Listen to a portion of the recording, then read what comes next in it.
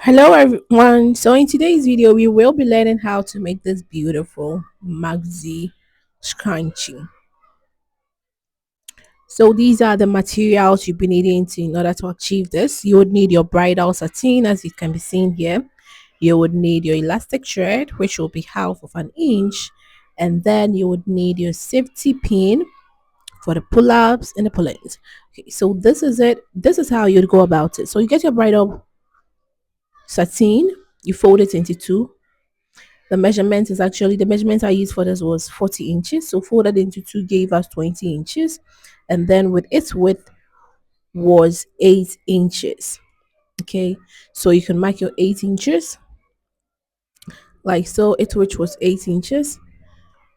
So you calculate it to that section. You'll be adding half allowance to it for the sewing. Okay, and the turnings. So here we added half of an inch to it, and then I rechecked it again to see it was the measurements that we needed, and then it was cut out of the bridal satin. You can use any other fabric that you would prefer to use. You will be able to use that to achieve the same results. You just need to make sure that the measurements are right. So with this particular size, I use 8 inches with half of an inch allowance, and then so with this section, and then its width was 8 inches and its length was 40 inches, 20 unfold. So you take it to your machine and then you sew it like so. Okay, so the short section, that is why you'll be doing the sewing. So after you are done with that sewing, you put it on top of it, but you make sure that the place where it was first sewn is being smuggled into two like that. You just make it smaller so that you can just put the other side over it till it touches the other ends. Okay, so you put it on it like so. Okay, yes. So once it has been placed on it, you take it to your machine and then you start with the sew. So when you are doing the sewing, you will be pulling it at the ends and then be sewing the other side that has not been sewn. You just realize that automatically it is coming out as it's expected to come out. Okay. So when you get there, you just wait and then you pull it out like so, and it is being done. Okay. Do you see how it is being done? So by the time you will be almost through it, you realize that okay, almost all the sides are being sewn. Okay. So you pull it like so, you position it as where it's supposed to be positioned, and then you pull it like so. Please, if you're enjoying this video, do not forget to like, subscribe, and turn on your notification bell so that anytime I upload a new video, you will be alerted. So that was what was done here. You just pull it all over like so, and then position it in a way that it falls on it perfectly like so, and then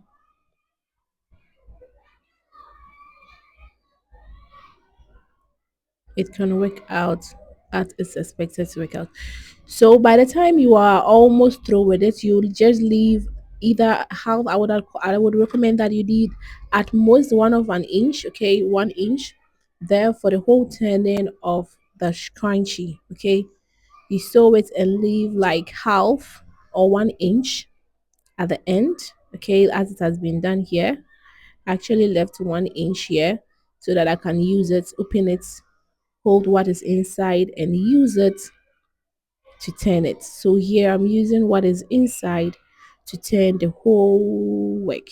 Okay, when you do it this way, bridal satins are fabric that truly freeze. They are really prone to fraying, so you try your best to make sure stitches are hidden so that it doesn't really fray, and it makes the work quite very neat. So the opening that was left like that, you just hand stitch them, or you use your hemming gum to just hem that particular end so that it would look beautiful.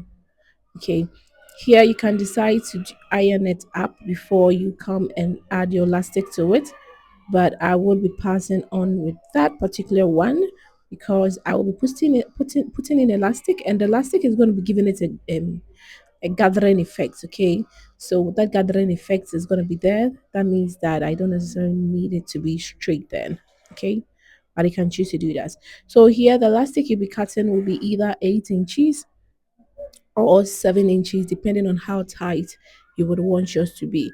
You can also use your wrist, how you would want it to be on your wrist, to also be a guide on which inches to choose. But I chose the 8 inches since it was quite free on my hand.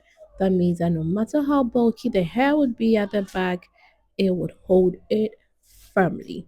Okay, so on fold, I added actually had 8 inches. So with this section, you mark it out, you pin up where you want your elastic to end. You don't necessarily cut it, you don't have to cut it, you just let it be on the elastic.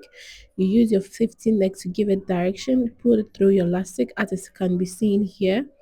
So when you pull it through your elastic, you just pass it through your whole fabric till it gets to the opening all over again. Please, if this is your first time joining me on my YouTube channel, my name is Irene Ifawusu. I'm a fashion designer in Ghana. Do not forget to subscribe, turn on your notification bell so that anytime I upload a new video, you will be alerted. We have a lot of amazing sewing tutorials and beading tutorials on this channel. Do not forget to like, subscribe, and share. So once you are done pulling it through with your elastic as it has been done here, after that you just make sure you take it back to your machine. Okay, so once you are done taking it to your machine, you sew on it. I would recommend that you sew more than 10 or 8 times on it just so that it can give that firmness that it is expected to have so that it would not get torn. Okay, that is what I would recommend. If you've watched it till this section, I would really love to say thank you very much for staying till this section. And I really do appreciate it. So by the time you are done with it, this is how it would be pulling into the. Okay, do you see it how it looks on my wrist?